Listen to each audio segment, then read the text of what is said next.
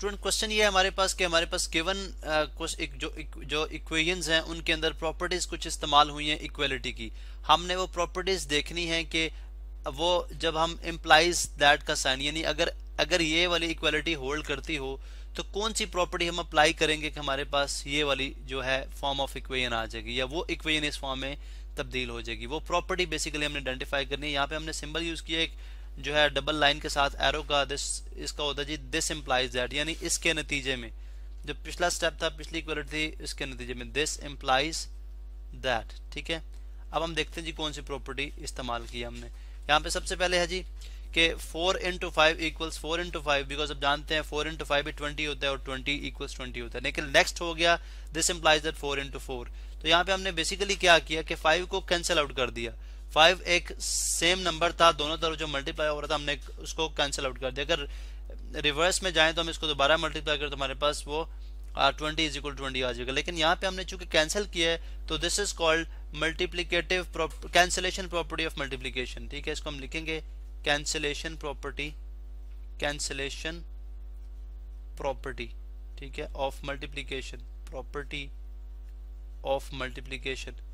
इसी तरह से यानी आप सारी प्रॉपर्टीज हम यहाँ पे मेंशन करेंगे कि हमने किस तरह से जो है इसको नेक्स्ट जो स्टेप है हमारे पास आता है। अब नेक्स्ट है जी 4z square equal 3z cube. This implies that 4z is equal 3z square, यानी ये किस तरह से हो गया। अब यहाँ पे भी अगर आप देखें तो मैं अगर यहाँ पे इसको मैं लेट से इस तरह लिख लेता हूँ, इसको मैं लिख लेता हूँ जी कि चलें ये कलर यूज कर लेते हैं, 4z स्क्वायर इंटू z, यानी z multiply by z square को मैंने z इंटू z लिख लिया और यहाँ पे 3z स्क्वायर इंटू मैंने z लिख लिया। चलें डॉट की जगह मल्टीप्लिकेशन का साइन लगाते हैं। अब यहाँ पे अगर आप देखें तो हमें समझ आती है अगर हम z दोनों तरफ से कैंसिल आउट कर दिया जाए तो हमारे पास ये रह जाएगा 4z is equal 3z square. तो ये भी बेसिकली हमारे पास क्या है, कैंसिलेशन प्रॉपर्टी ऑफ मल्टीप्लिकेशन है। यहाँ पे मैं इसको एज इट इज मैं इसको अगर यहाँ पे कॉपी कर दूं बिकॉज ये कैंसिलेशन प्रॉपर्टी ऑफ मल्टीप्लिकेशन ही है, तो हम इसको प्रॉपर्ली कॉपी करते हैं इसको। चलें जी इस तरह से ये हमारे पास कैंसिलेशन प्रॉपर्टी ऑफ मल्टीप्लिकेशन है, तो हमने इसको यहाँ से कॉपी कर दिया और यहाँ पे हमने इसको मेंशन कर दिया कि ये भी हमारे पास। चलें इसके ऊपर ही हम कर देते हैं चूंकि हमने अंडरस्टैंड तो कर लिया कि बेसिकली कौन सी प्रॉपर्टी है। This is called cancellation property of multiplication. इसी तरह से नेक्स्ट हम देख लेते हैं, हमारे पास है 100 plus minus 4 equals 100 plus minus 4। This implies that 100 is equal to 100। अब एक्चुअली हमने क्या किया कि दोनों तरफ से जो -4 ऐड हो रहा था हमने उसको कैंसिल कर दिया, बिकॉज -4 दोनों तरफ ऐड हो रहा है। अगर देखा जाए तो 100 -4 किया जाए, प्लस इंटू माइनस माइनस होगा, तो 100 -4 करेंगे 96 इक्वल्स 96।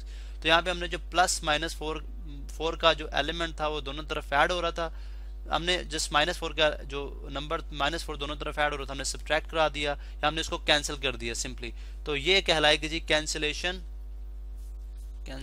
यहाँ पे हम लिख देते हैं ये है जी कैंसिलेशन प्रॉपर्टी, प्रॉपर लिख देते हैं कैंसिलेशन प्रॉपर्टी ऑफ एडिशन। ठीक है, प्रॉपर्टी ऑफ एडिशन, यानी एडिशन की जो कैंसिलेशन हमने यहाँ पे कर दी उस वजह से हमारे पास नेक्स्ट स्टेप आ गया।